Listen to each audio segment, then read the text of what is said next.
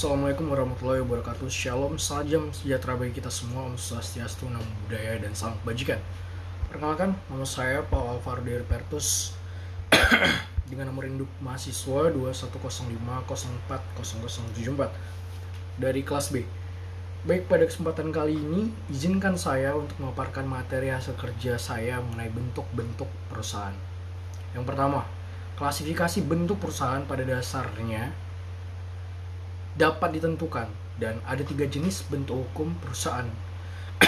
Yang ini perusahaan perseorangan, perusahaan bukan badan hukum, dan perusahaan badan hukum, dan perusahaan badan hukum. Yang kedua, ada pengaturan bentuk-bentuk usaha.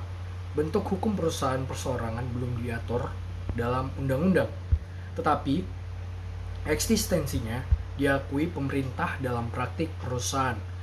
Perusahaan bukan badan hukum maupun badan hukum swasta diatur pada yang pertama ada persekutuan atau dan firma hukum. Komoditer diatur dalam KUHD. Kedua, ada perseroan terbatas diatur dalam Undang-Undang Nomor 40 Tahun 2007 tentang perseroan terbatas.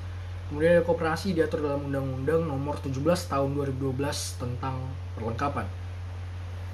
Perusahaan bukan badan hukum merupakan badan hukum negara diatur pada yang pertama perusahaan jawatan atau perjan, diatur dalam peraturan pemerintah nomor 6 tahun 2000 tentang perusahaan jawatan. Kemudian ada yang kita kenal dengan perusahaan umum atau perum, diatur dalam Undang-Undang Nomor 19 tahun 2003 tentang badan usaha milik negara.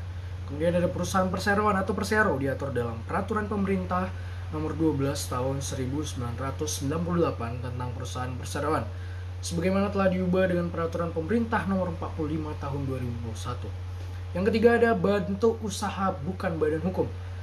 Yang pertama ada perseroan. Perseroan itu diatur dalam KUH per Kitab 3 bab ke-7 pasal 1618 sampai dengan pasal 1652. Menurut pasal 1618 KUH per perseroan atau maskap adalah suatu persetujuan dengan mana dua orang atau lebih mengikatkan diri memasukkan sesuatu dalam persekutuan dengan maksud untuk membagi keuntungan yang terjadi karenanya. Ketentuan dalam perseroan harus bersifat kebendaan untuk memperoleh keuntungan. Keuntungan itu harus dibagi-bagikan antara para anggota-anggotanya. Ini harus mempunyai sifat baik dan dapat diizinkan.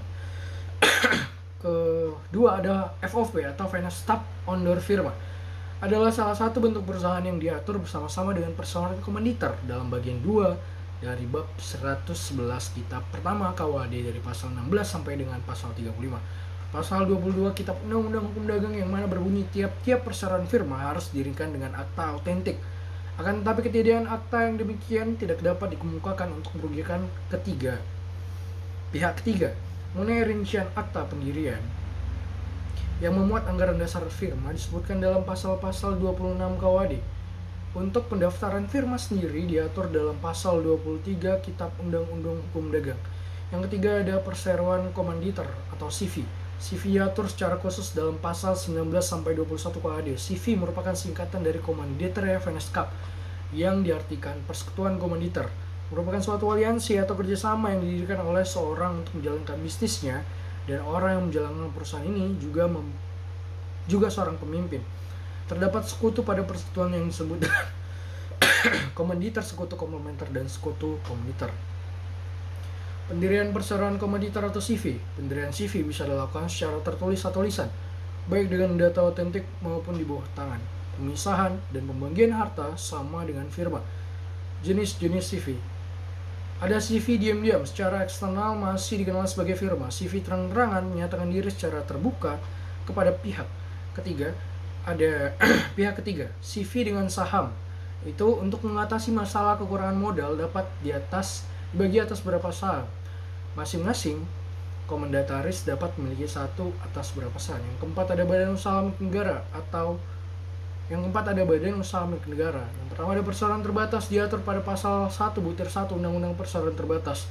PT adalah badan hukum yang didirikan berdasarkan perjanjian melakukan kegiatan usaha dengan modal dasar yang seharusnya terbagi dalam saham dan memenuhi persyaratan yang ditetapkan dalam undang-undang serta peraturan pelaksanaannya. Terdapat unsur-unsur suatu badan hukum menurut doktrin yang hingga kini diterima pendirian perseroan terbatas atau PT.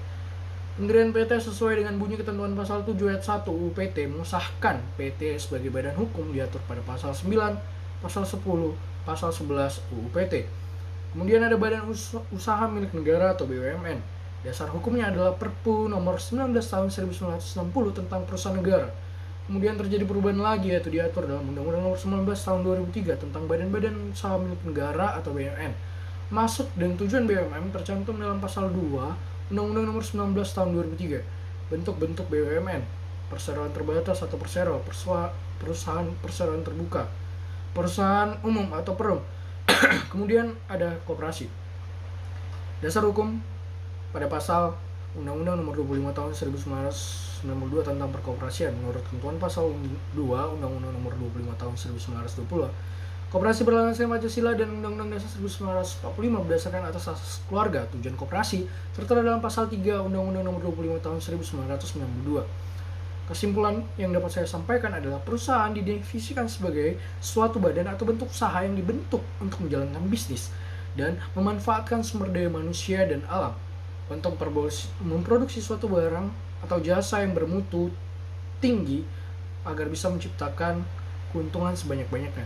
Suatu unit usaha dikatakan sebagai perusahaan apabila unit usaha tersebut memenuhi unsur-unsur yang terkandung dalam perusahaan, yakni adanya kegiatan produksi bersifat tetap dan berlangsung secara terus-menerus. Yang kedua, dijalankan secara terang-terangan. Yang ketiga, pembukuan untuk transportasi, keuangan dan pemungutan pajak. Yang keempat, ada bertujuan mencari laba atau keuntungan. Ada bentuk usaha yang jelas seperti siapa pemilik perusahaan dan berbadan hukum atau tidak. Jenis-jenis perusahaan yang banyak dijumpai di Indonesia diantaranya adalah sebagai bentuk berikut. Yang pertama, ada bentuk perusahaan yang diatur dalam KUH Perdata, perseroan atau macacat. Kemudian bentuk perusahaan yang diatur dalam KUHD, yaitu ada perseroan firma, perseroan komanditer, dan perseroan terbatas. Kemudian ada bentuk perusahaan yang diatur dalam KUHD atau peraturan khusus. Yang pertama, ada perusahaan negara atau persero atau perum atau perjan. Kemudian ada koperasi, kemudian ada hal-hal lainnya. Baiklah, sekian pemaparan materi saya mengenai bentuk perusahaan. Lebih dan kurangnya saya mohon maaf, semoga bermanfaat dan saya ucapkan terima kasih.